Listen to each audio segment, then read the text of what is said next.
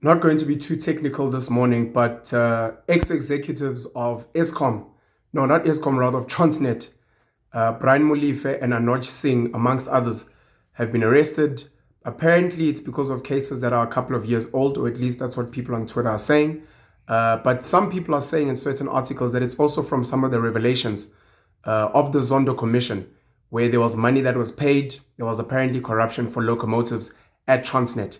The reason I confused it, of course, is because Brian Molefe was also in charge of Eskom at some point. And at the Zondo Commission, he was one of the people that pointed out that President Cyril Ramaphosa was involved in some of the Eskom dealings. And also he was doing business with Glencore as well, supplying coal to Eskom. I'm just raising this because it is trending news at the moment. It's important news. And obviously some of us are going to be keeping track of what's going to be happening regarding these news. I'm not being technical because we're going to see how it unfolds, number one. And number two, because I've said before, I do not think we have a justice system. What's just is what's fair. What's fair is what's right. And in this country, I do not believe that the system that we have, the legal system that we have, is just. I believe that it favors people that have money. I believe it favors people that have the right political connections. For a long time, of course, people like Brian Molefe, people like Anoj Singh, and many others were probably protected, assuming that they were corrupt in the first place or they were involved in some kind of shady dealings.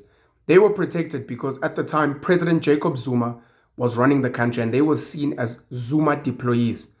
President Jacob Zuma himself, I think, has had over 2 decades of constantly kicking the can forward of the arms deal.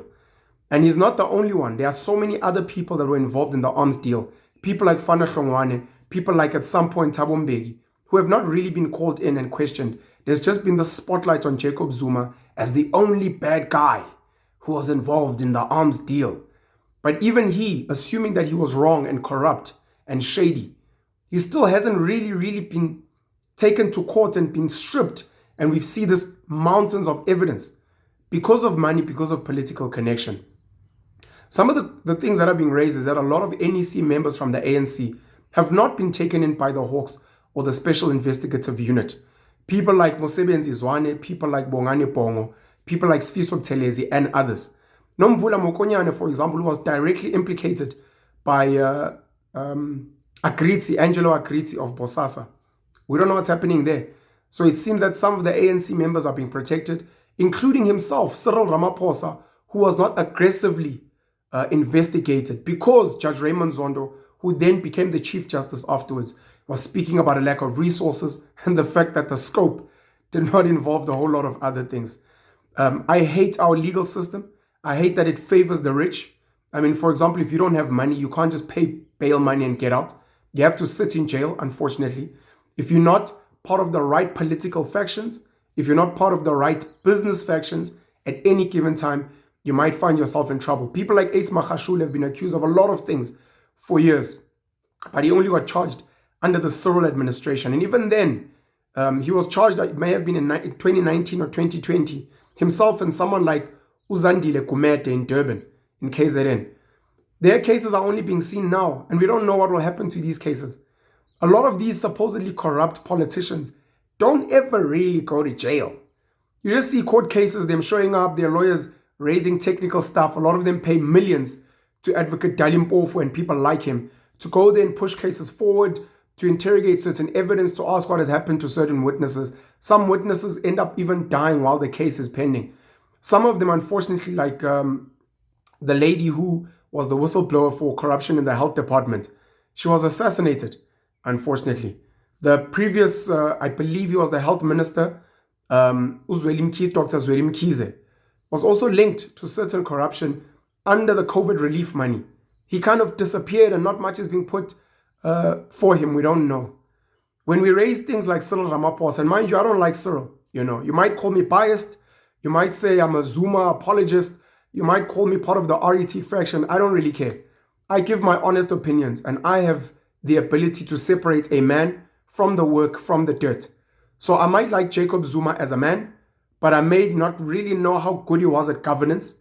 And also I may say, look, he may have been involved in dirt because of what happened in Kandla. Because under his watch, certain things like the Guptas came in. There was certain blatant corruption under various state-owned enterprises, etc. I can say that I don't like Cyril Ramaphosa. He's not charismatic. He doesn't give me hope. He doesn't give me confidence. He has too much diplomacy. He has no real spine, no real standpoint. He goes around promising people the whole world, tells us about smart cities and other rubbish. I don't like him as a person. From a governance perspective, the guy doesn't take questions. And a lot of the really key questions that involve him, that involve his cabinet, the media and other opposition parties just turn a blind eye. Whereas just before him with Jacob Zuma was blamed for everything.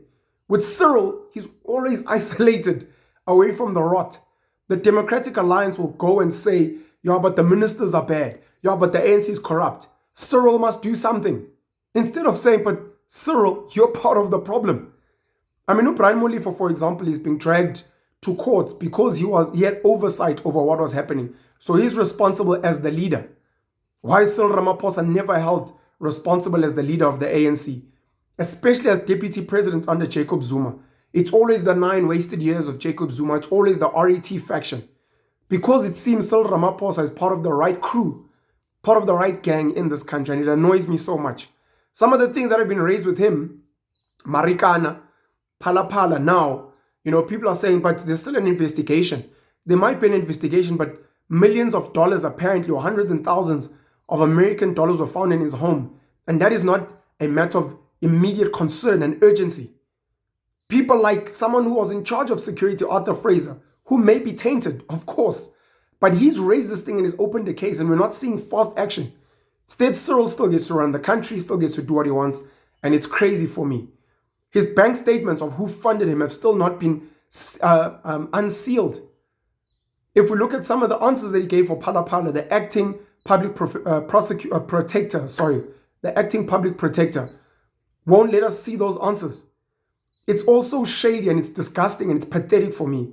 And I actually get upset when I see so many people, especially on Twitter, defending Cyril. And when we point out Cyril, they say, yeah, it's because you're defending Zuma. It's a pathetic mindset. People criticize Zuma, and at that time, people like myself, we kept quiet and we watched.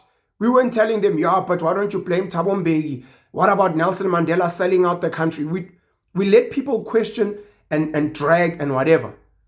Now, Cyril, under the exact same framework, the exact same, nothing new is not being asked the same hard questions because the media has a certain bias towards him, because he falls under the right grouping in South Africa. It nauseates me, and as much as I get so angry on Twitter, I find myself wishing. The same happens when I look at the Zulu Kingdom as an example. The same happens when I look at the Western Cape and the DA.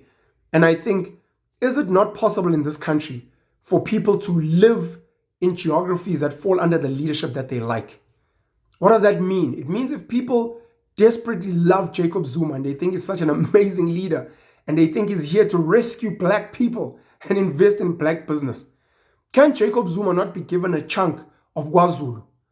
Given maybe a third or smaller of KwaZulu, and people are told, if you love Jacob Zuma, please go live there. And then let Jacob Zuma take care of you with some of his believers, some of his followers, some of the people that follow his leadership. Go live there. For the people that like Cyril Ramaphosa, let's cut you a piece of the country. You can go and live under Cyril leadership. If you don't like Cyril, you don't have to be there. You don't have to listen to the guy. He's not going to be your leader. Whether it's COVID, whether it's tax evasion, tax avoidance, whether it's game farms, whatever the case may be, you will live under Cyril leadership. If you love the DA and John Steenhuisen and you believe they're the best governing party and, they're so clean and move to the Western Cape. Go live in the Western Cape under DA leadership and leave other parts of the country that are not run by the Western Cape. If you love the Zulu royal family, if you're like, the king of KwaZulu, Misu Zulu is so amazing. I'm a proud Zulu, 100% Zulu. Hey, Tina Pela in Zulu. Go live on Ngonyama Trust and let the guy take care of you there, detached from the rest of us as a country. Some of us are trying to move forward. Some of us are trying to create. Some of us are trying to do great things. Some of us are trying to become global citizens and plug in and have free Wi-Fi and have futuristic solutions to problems and have certain old solutions to problems where people are going back to homeschooling their kids, where we look at things like apprenticeship instead of tertiary schooling, where people are going to agrarian living, where they go to manufacturing things with their hands. Allow us our space to do that. If we believe in gender fluidity, if we believe in genderless societies, if we're not about orthodox, outdated, old school gender roles, allow us to be with our own leadership. And I'm even starting to think maybe the problem, not maybe, I know for a fact, the problem is me. Maybe what I should be doing is saying, which country do I see in the world that is run by the type of leadership that I like? I may not necessarily like the people. I may hate the fact that they're not as creative. They don't have black problems, which can be entertaining at times. Shout out to Mocha Love. They may not have a Mapiano, etc. But maybe they have the type of governance that I want. And maybe that's where I need to move to and try and get citizenship and say, look, Singapore, Malaysia, other countries, maybe that's where I should be. They have meritocracy. If you're willing to work hard, you will succeed. There might be some racism, especially because I'm dark-skinned, but fuck, that's the trade-off that I give. Black people in this country will speak passionately. Black leaders in our history, where we come from, we must never sell out. Or Penuela, puppets for white monopoly capital. Whatever you want to say, they'll speak passionately about who they must vote for and who they must follow politically. And then when it comes to business, that passion disappears. Nothing. Pin drop. Then there's no issue going to Pick and Pay, ShopRite, Woolworths, using DSTV or watching DSTV rather. There's nothing wrong with going into these white-owned stores, these Indian-owned stores, these Chinese businesses, and even immigrant businesses, whether it's a hair salon or some other store. All of a sudden, there's no passion. Black South African, do you know our history? Where we come from? I will buy from a black South African business, even if it kills me. I don't care how good the white business is. I will make sure that I support the black South African business. I don't care if the white business is better. I don't care if the white business has better governance and better structures and better management. I don't care if the white business is creating more jobs for our people. I will go to the black business. I will make sure I will support the black South African business because of our deep history of Solomon Mahlangu, of Bantu Bigo, of Mangaliso Sobukwe, of Utata Rolihlahla Mandela, abo Oliver Reginald Tambo, abo Babu Walter Sisulu. I will make sure that I take my money and I send it to the black South African business. I will not support other business that is not black South African business because of our history. I will make sure that I do not live in DA-run neighborhoods, that I do not send my children to the private schools of the white people, etc., and such other fucking bullshit. You won't hear it. Silence when it comes to money and the economy and who you want to work for. Never going to hear people passionately wanting to work for a black South African business. Tell you all the reasons. Black South African business owners don't pay on time. Their businesses are shady. Their excuses. Your politicians who are blatantly corrupt, blatantly incompetent, blatantly underqualified, blatantly don't give a fuck about you, blatantly live in white DA-run neighborhoods, send their kids to white private schools, use private healthcare and have medical aid. Support those. Hypocrisy, cognitive dissonance. When we point that out, obviously we get accused of rubbish, fucking rubbish. So maybe I need to unplug and go and find places that maybe will suit me better. They say, man in the mirror, Michael Jackson. If you want to change the world, if you want to change your life, look at the man in the mirror. You may not be able to change everyone, but you can change yourself. And if you're not in the right space for yourself, for your mindset, for the type of mind you're trying to work with, move. You're not a tree. You're not stuck. You're not a mountain. Move. Maybe I need to start considering the idea of moving. And maybe I need to spend some more time. And, I am kind of sad that I haven't paid as much attention and invested enough energy in penalism. And maybe that's where I should be focusing my energy. Shouting penalism to the rooftops and finding like-minded people, regardless of race, regardless of gender, regardless of nationality. And making sure that we go and we create spaces with like-minded people so that we can drown out the noise that is frustrating. One of the other non-technical news pieces that came out, gold leaf, I think it's gold leaf or golden leaf tobacco, which apparently is being investigated now for tax evasion. Tax avoidance is legal. It's when you use the law to pay less tax. Tax evasion is illegal. It's when you pay less tax but using illegal methods. Apparently up to 3 billion rand that they've evaded. They have brands such as Archie, Voyager, Chicago, I think Savannah as well, which were very prominent during hard lockdown. And people have linked companies like that to Nkosazana Dlamini Zuma, Julius Malema, of course, with the EFF, because they are funded by Adriano Mazzotti. I'm not sure what his links are to tobacco, but apparently he's heavily invested and is a tobacco billionaire. And apparently when you're not paying tax as a cigarette company, you're called an illicit cigarette. I used to think it was these weird cigarettes that have like poison and stuff, but it just means they're not paying tax. That's basically what it means. So we're going to see how that goes. What was interesting for me is that SARS has now gotten access from the High Court to see their financials, to see their bank records. And something interesting has come up saying, apparently some of the bank transactions have been deleted from the bank statements. What does that mean? For someone like Cyril Ramaphosa, whose bank statements we haven't seen, is it possible that some of the line items of his banking transaction are going to be deleted and removed or edited? What does that really mean in this world we live in? Very disheartening for people like myself. Just in closing, I just want to send a shout out to Gayton McKenzie and the work he's doing, of course, in the Central Karoo. He went to Eldorado Park recently, where I think they were commemorating the death of Nathaniel Juries. Juries or Julies, I stand to be corrected. But in that address in Eldos, in Gauteng, apparently the people were complaining at the Eldos flats about not having lights, light bulbs. And Gayton and the guys went to the shops and they went and they bought light bulbs. And they went and they installed light bulbs and there was light.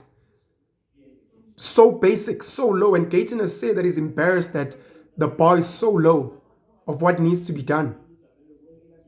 And I'm just thinking that, does it take Gayton McKenzie coming to Eldos for people to have light? What about the leaders in Eldos? What about the business owners in Eldos? What about some of the gang leaders in Eldos? Some of the criminals, the drug dealers in Eldos? What about some of the pastors in Eldos? Part of my concern now with Gayton is doing such amazing work, and everyone says I'm going to vote Patriotic Alliance. And I'm like, but is the Patriotic Alliance doing a lot of good work? Or is it just Gayton McKenzie? What were the Patriotic Alliance members and leaders in Eldos doing before Gayton got there? It's very dangerous voting for a political party because of one person who is hardworking, or a few people that are hardworking. I think that's something that we need to think about and consider. Anyways, paying you all the black pen, man. I hope you'll have a great day. Like I said, I'm a bit frustrated, but let's keep having these conversations because something has to give. Something has to give. Love you guys very much, man. Have a great day. Remember to work hard. Hard work is the game changer. Go and watch Rabbi Manus Friedman, his episode with Eli Langer on kosher money. I rewatched it for maybe the third, fourth time. Rabbi Manus Friedman is an amazing person. You can watch a lot of his interviews.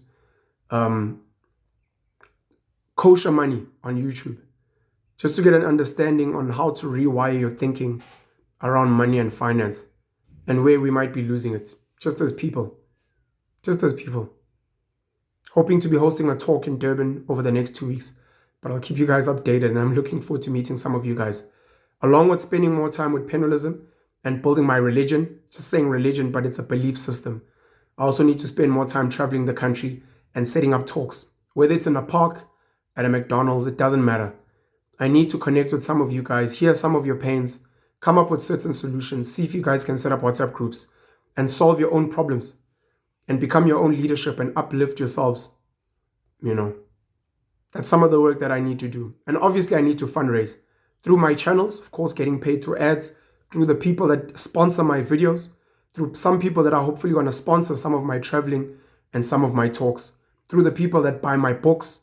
And I think sooner rather than later, I need to really, really begin partnering with a group, a handful of businesses, maybe 5 to 10 businesses that are going to give me money every single month to promote them, to make sure I get them customers, but so that it makes my life and my work of transformation much easier. Paying you all the black pen, man. Have a great day. Cheers.